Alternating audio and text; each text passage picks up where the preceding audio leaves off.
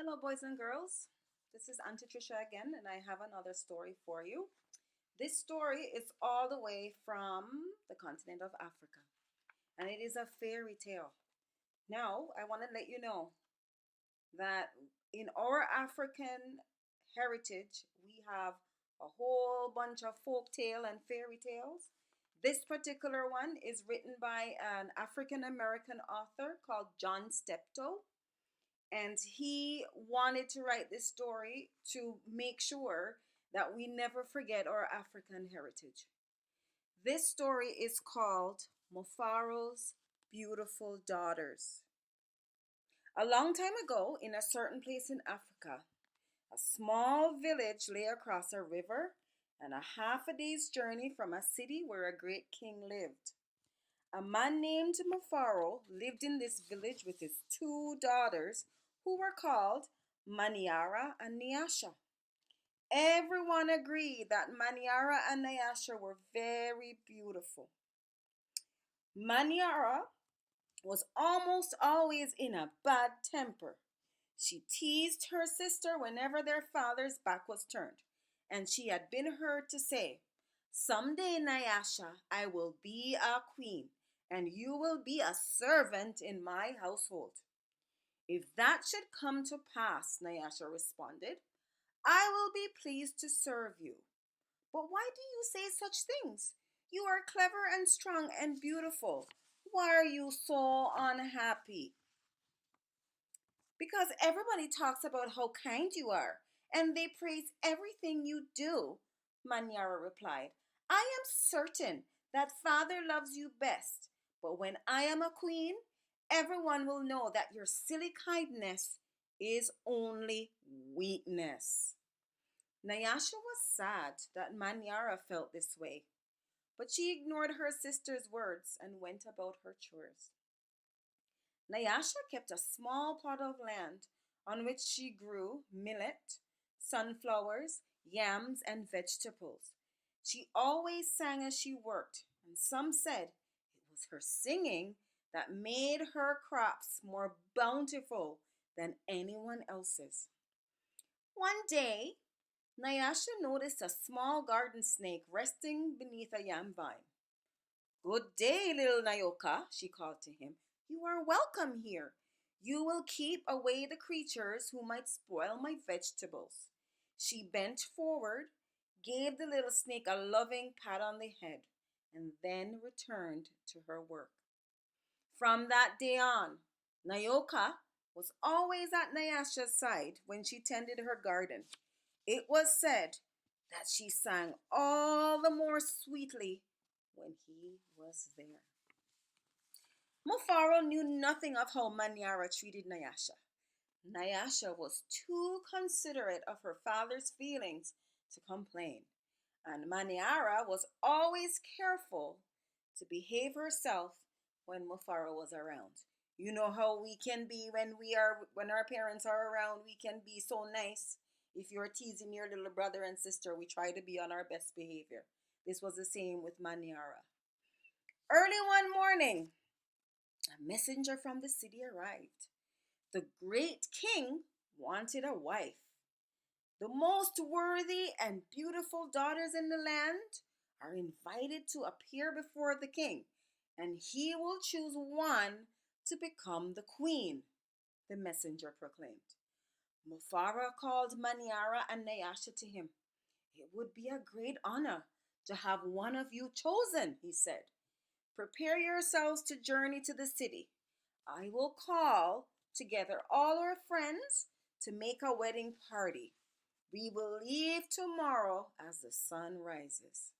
"But my father," Manyana said sweetly, "it would be painful for either of us to leave you, even to be the wife to the king. I know Nyasha would grieve to death if she were parted from you. I am strong. Send me to the city and let poor Nyasha be happy here with you." Mufaro beamed with pride. "The king has asked for the most worthy and the most beautiful. No, Manyara, I cannot send you alone. Only a king can choose between two such worthy daughters. Both of you must go." That night, when everyone was asleep, you know what Maniara did? She stole quietly out of the village.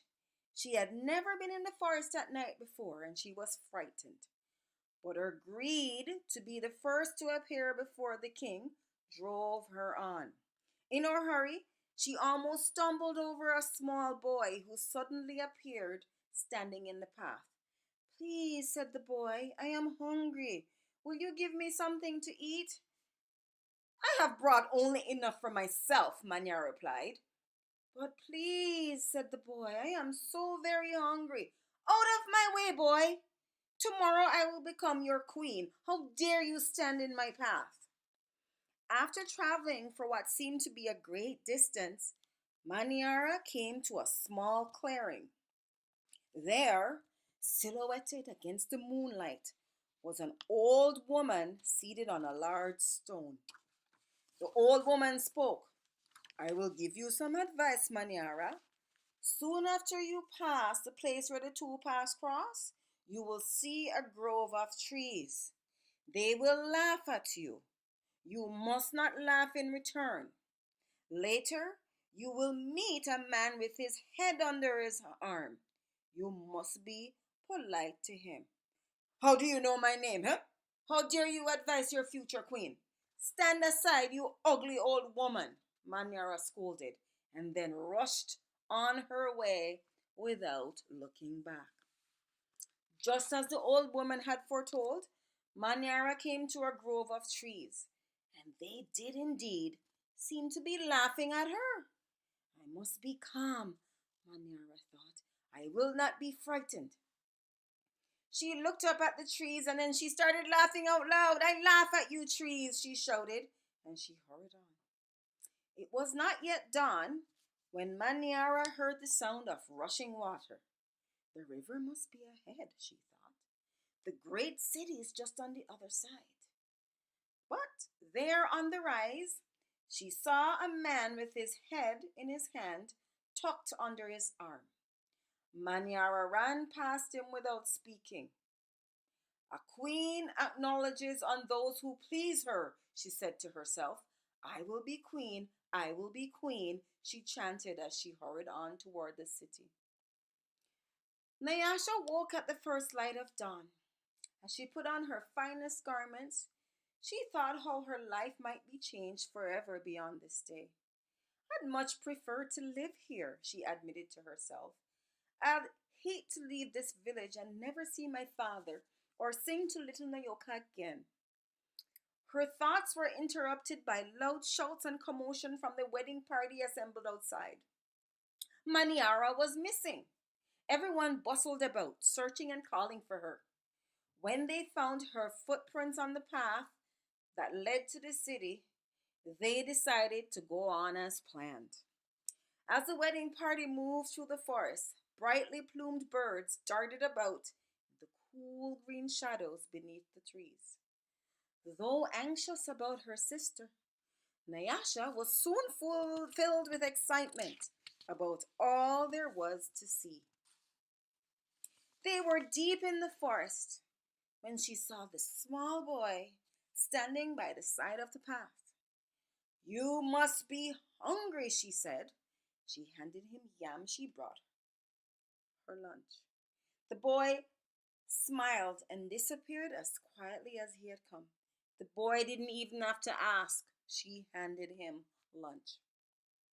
Later, as they were approaching the place where the two paths crossed, the old woman appeared and silently pointed the way to the city. Nyasha thanked her and gave her a small pouch filled with sunflower seeds. The sun was high in the sky when the party came to the grove of towering trees. Their uppermost branches seemed to bow down to Nyasha as she passed beneath them. At last, someone announced that they were near their destination. Nyasha ran ahead and topped the rise before the others could catch up with her. She stood transfixed at the first sight of the city. Oh, my father, she called. A great spirit must stand guard here. Just look at what lies before us. I never in all my life dreamed there could be anything so beautiful. Arm in arm, Nyasha and her father descended the hill, crossed the river, and approached the city gate. Just as they entered through the great doors, the air was rent by piercing cries, and Manyara ran wildly out of the chamber at the center of the enclosure. When she saw Nyasha, she fell upon her, sobbing, "Do not go to the king, my sister. Oh, please, father, do not let her go," she cried hysterically. "There is a great monster there, a snake with 5 heads. He said that he knew all my faults and that I displeased him. He would have swallowed me alive if I had not run. Oh, my sister, please do not go inside that place." It frightened Nyasha to see her sister so upset. But leaving her father to comfort Manyara, she bravely made her way to the chamber and opened the door. On the seat of the great chief's stool lay the little garden snake. Nyasha laughed with relief and joy. "Oh, my little friend," she exclaimed. "It's such a pleasure to see you. But why are you here?" "I am the king," Nayoka replied. And there before Nyasha's eyes, the garden snake changed shape. "I am the king. I am also the hungry boy with whom you shared your yam in the forest, and the old woman to whom you gave the gift of sunflower seeds. But you know me best as Nayoka. Because I have been all these, I know you to be the most worthy and the most beautiful daughter in the land. It would make me very happy if you would be my wife." And so it was that a long time ago, Nyasha agreed to be married. The king's mother and sisters took Nyasha to their house, and the wedding preparations began. The best weavers in the land laid out their finest cloth for her wedding garments. Villagers from all around were invited to the celebration, and a great feast was held. Nyasha prepared the bread for the wedding feast from millet that she had brought from her village. Mufaro proclaimed to all who would hear him that he was the happiest father in all the land, for he was blessed with 2 beautiful and worthy daughters, Nyasha, the queen, and Manyara, a servant in the queen's household. So, from this story, my friends, boys and girls, you learned about African culture. You learned about relationships between people, the 2 sisters. You learned about being a positive individual, displaying positive behaviors like being kind, being patient, and also negative behaviors like being spoiled, being rude, and what could happen. So that was our story. I hope you loved the stories, boys and girls. Write in and let us know what you thought of Mufaro's beautiful daughters.